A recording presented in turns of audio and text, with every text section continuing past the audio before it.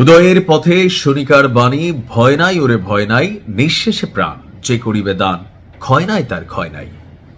বাঁচলে গাজী আর মরলে শহীদ, বাঁচলে ভূখণ্ড আমাদের, মরলে জান্নাত। আর যদি ভূখণ্ডটাই চোখের সামনে হারাই গেল, এই যে আমরা যারা দেশে বিদেশে বসবাস করছি, নিজ মাতৃভূমি পৈতৃক ভিটা ছাইরা পৃথিবীর যেই দেশে থাকি, যত উন্নত ফেসিলিটিস পাই, কিন্তু যখন বাংলাদেশে আসি নিজের বাড়ির সেই পাক পাখালি, পুকুর, হাট ঘাট, মাছ, এই সব কিছু দেখলে একটা অদ্ভুত ফিলিংস তৈরি হয়, যেটার নাম বলা হয়ে থাকে দেশপ্রেম। যতক্ষণ দেশে আছি বোঝা যায় না, বিদেশ যাওয়ার পর ফিলিংসটা হয় না, হয়।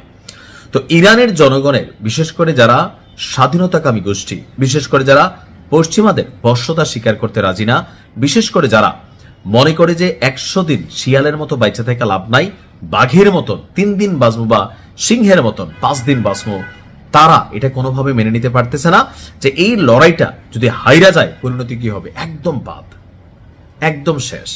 তো এই কারণে মার্কিন প্রেসিডেন্ট ডোনাল্ড ট্রাম্প যখন বলছে যদি ইরান আত্মসমর্পণ করে তাহলে যুক্তরাষ্ট্র ইসরায়েলকে বোঝানোর চেষ্টা করবে, অথবা যেই সমর্থনগুলো দিচ্ছে সেখান থেকে তারা সরে আসবে।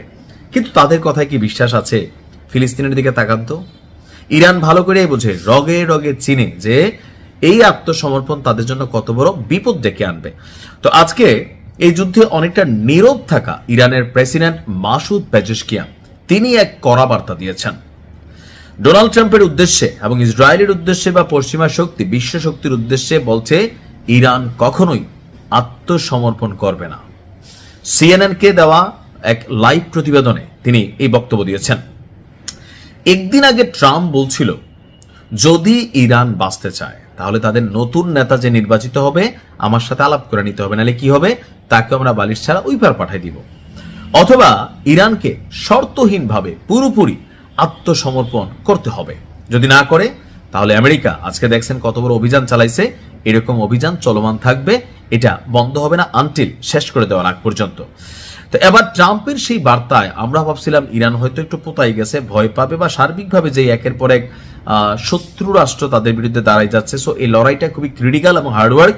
সো ইরান সম্ভবত কূটনৈতিক চ্যানেলে কিছু শর্ত প্লাস মাইনাস করে, আমার ধারণা ছিল হয়তো মানলেও মানতে পারে, কিন্তু আমাদের সবাইকে অবাক করে দিয়ে ইরানের যিনি প্রেসিডেন্ট আছেন মাসুদ পেজেশকিয়ান, তিনি বলছেন যে তারা আমাদের নিঃশর্ত আত্মসমর্পণের স্বপ্নকে কবরে নিয়ে যাবে।